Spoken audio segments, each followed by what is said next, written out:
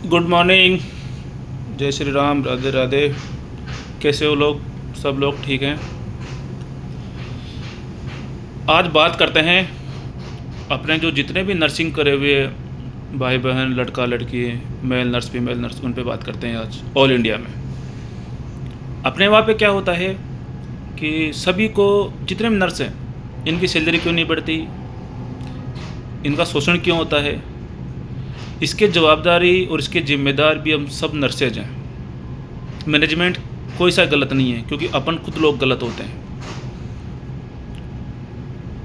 क्योंकि तुम लोगों को ज़्यादा काम आता है, ज़्यादा काम होता है, तुम लोगों को बहुत नॉलेज होता है। क्योंकि एक नर्स को ज़्यादा नॉलेज हो जाता है, जितना वह पुराना होता है ना, 2 साल 3 साल 5 साल 10 साल होता है, वो ज़्यादा नॉलेज हो जाता है। इसलिए से उनकी सैलरी नहीं बढ़ पाएगी। दूसरी बात, जो अपना काम है, नर्स का जो काम है वही करें। फालतू काम करते हैं, जैसे ईसीजी का अपन कर लेंगे, आना चाहिए। नॉर्मल बेसिक सभी को होता है, सभी को आता है। नहीं तो ईसीजी टेक्नीशियन अलग होता है, एक्सरे टेक्नीशियन अलग होता है, लेबोरेटरी वाला अलग होता है। हर डिपार्टमेंट में अलग अलग काम होता है। ऑटोक्लेव वाला अलग, सब में अलग अलग काम होता है। अपने वहाँ पे नहीं है। ऑटोक्लेव भी खुद करेंगे, ईसीजी भी करेंगे, एक्सरे भी करेंगे, इमरजेंसी पे सब कुछ करेंगे, क्योंकि अपने को काम करना है, पैसा चाहिए। तो इस वजह से अपनी सैलरी भी नहीं बढ़ती, और ना कोई आज दिन तक अपनी सैलरी पे बात करेगा। ठीक है, अगर सारे नर्स एकजुट होके बात करें ना, तो तुम्हारी सैलरी बढ़ेगी, और तुम्हारे हॉस्पिटलों में, जितने भी अपने अपने हॉस्पिटलों में काम चल रहा है, वहाँ पे वैकेंसी बढ़ेगी। जैसे मान लो कोई भी लड़का ईसीजी टेक्नीशियन करके बैठा हुआ है, और एक्सरे टेक्नीशियन है, ओटी असिस्टेंट है, ओटी टेक्नीशियन है, तो उनको भी काम मिलेगा, एम्प्लॉयमेंट बढ़ेगा, रोजगार मिलेगा। इस तरीके से हो तो तुम्हारा सैलरी बढ़ सकता है, नहीं तो कोई तो चारा नहीं है। अपन बात करते हैं फॉरेन कंट्रियों की।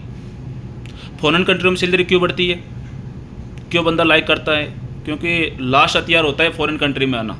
कोई भी फॉरेन कंट्री में आना नहीं चाहता भाई काम करने के लिए, लेकिन इधर फैसिलिटी है, प्रोफेशन अच्छा है, इसलिए फॉरेन कंट्री चूज करता है लास्ट में। इधर नर्स का जो काम है ना, नर्स वही काम करेगी। जो एंटीबायोटिक मेडिसिन वगैरह है ना, डॉक्टर के अलावा नहीं देगी। पहले डॉक्टर से बात करेगी, चाहे वो ऑनशोर में हो, चाहे ऑफशोर में हो, चाहे क्लिनिक में हो, कहीं पे भी हो। अपने वहाँ पे क्या करते हैं, इमरजेंसी कोई आ गई, स्टिच लगा दिए साहब, ये कर दिया, सब कर देंगे। तो रूल तो अपन तोड़ते हैं ना, वो रूल फॉलो करेंगे तभी तो है। नहीं तो नर्स को तो जो कैनुला होता है ना, मेडिकेट लगाने की भी परमिशन नहीं है वर्ल्ड हेल्थ ऑर्गेनाइजेशन के अंदर। जैसे यहाँ पे सऊदी में MOH है, तो उसके पूरे रूल फॉलो करने पड़ेंगे। जैसे यहाँ पे अरामको प्रोजेक्ट चलते हैं, तो इसमें MMSR के अकॉर्डिंग चलना पड़ता है। तो इसके जिम्मेदार हम ही हैं। दूसरे पॉइंट कि नर्सों का शोषण क्यों होता है? जो नॉन मेडिकोज पर्सन जिसके पास ना डिग्री ना डिप्लोमा है, जैसे आपका इंचार्ज है, जैसे उसके पास GNF भी नहीं है, ठीक है, नॉन मेडिकल से कोई लेना देना नहीं है, MBA करके आ गया और तुम्हारा इंचार्ज बन के बैठ गया। वो क्या करेगा कि वो तुम्हें बोलेगा ICU में भी कर ले, इमरजेंसी में भी कर ले, वहाँ पे भी चला जा, तुम चले जाओगे, और सैलरी उसके हिसाब से डिसाइड करेगा वो। क्योंकि उसको पहले बात तो रूल ये है कि जो नर्स का जो इंचार्ज होता है ना, उसका या तो BSc होल्डर या मिनिमम तो MSc होता है, MSc या MBBS होल्डर इंचार्ज बनता है नर्स का। इसके बारे में कोई बात नहीं करता, हाँ बॉस, हाँ बॉस, हाँ बॉस करते रहते हो। जयपुर के अंदर मैंने जयपुर में काम किया है, जोधपुर में मैंने काम किया है। इनके अंदर बहुत से हॉस्पिटल ऐसे हैं जिनमें नॉन मेडिकल पर्सन है, मैं नाम नहीं लेना चाहता, और मेरा उनसे झगड़ा भी हुआ है, और मैं नाम भी बता सकता हूँ, ठीक है। तो इनको पहले बाहर निकाला जाए। जो जैसे मान लो जिसके पास कोई लेना देना नहीं है, ANM GNM BSc से कोई लेना देना नहीं है, उनको सिर्फ काम आता है, उनको काम दिया हुआ है, वो भी बंद होना चाहिए। अगर उन बंदों को कम सैलरी में काम करेंगे, वो तो जैसे मान लो घंटे पे जाएंगे, मजदूरी करने जाएंगे, तो वो तो अच्छा है ना, बैठे रह काम कर रहे हैं आराम से हॉस्पिटल में, क्योंकि उनको काम आता है। तो उनका भी तो गवर्नमेंट जो रूल है, वो भी तो डिग्री चेक होनी चाहिए ना। और जैसे मान लो अगर आपके पास GNM या BSc है, कम से कम आपकी 18 या 20 हज़ार सैलरी है, तो जब उसको 9,000 10,000 में स्टाफ मिल रहा है, तो आपको 18,000 क्यों पे करेगा हॉस्पिटल वाला? जाहिर सी बात है। तो इसके जिम्मेदार अपन सब है। और अपन सब जब तक जगेंगे नहीं ना, तब तक तुम्हें ना तो सैलरी बढ़ेगी ना कुछ बढ़ेगा। तो थोड़ा सोचो, एक दूसरे के बारे में सोचो, अपने आप सैलरी बढ़ेगी। और जो भी नॉन मेडिको परेशान करता है, जो भी है ना हॉस्पिटल में, उसका कंप्लेंट करो, क्योंकि उसको रखना ही नहीं चाहिए हॉस्पिटल को, चाहे कोई सा मैनेजमेंट हो वो।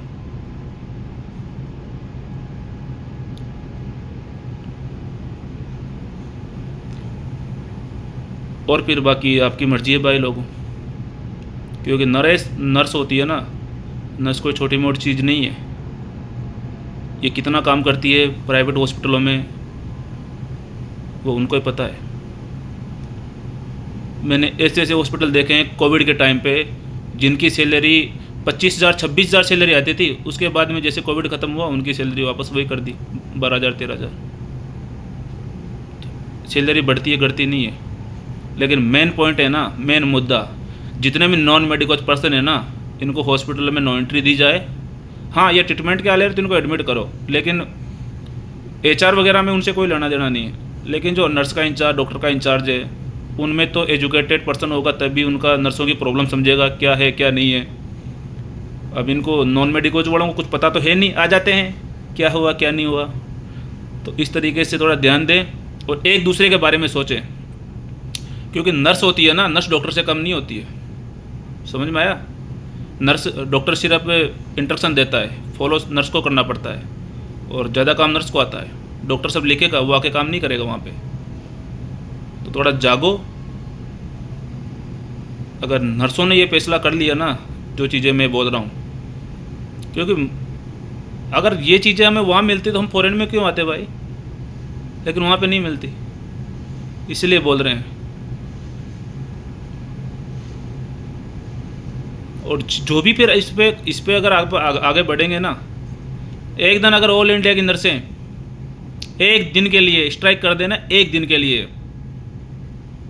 तो उनको पता चलेगा मैनेजमेंट वालों को।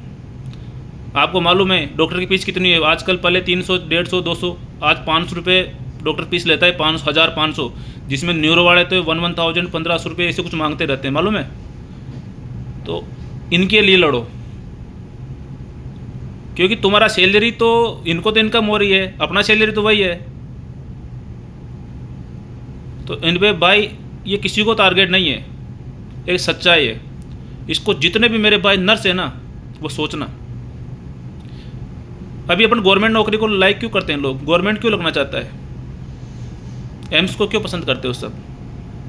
BHU को क्यों पसंद करते हो सब लोग? इसलिए फैसिलिटी मिले, काम अच्छा मिले, वेकेशन मिले, ऑफ 4 ऑफ होते हैं वो मिले, उनका अगर पैसा मिले, ऐसा है। अभी बहुत से हॉस्पिटल में बोलते हैं ना, नहीं आपके अभी पेशेंट कम है तो अभी आपको 2 दिन का ब्रेक लेना पड़ेगा। क्यों ब्रेक लेना पड़ेगा भाई? इतने दिन से मैं 10-10 पेशेंट अकेला देख रहा हूँ, तो फिर ब्रेक क्यों लूँ?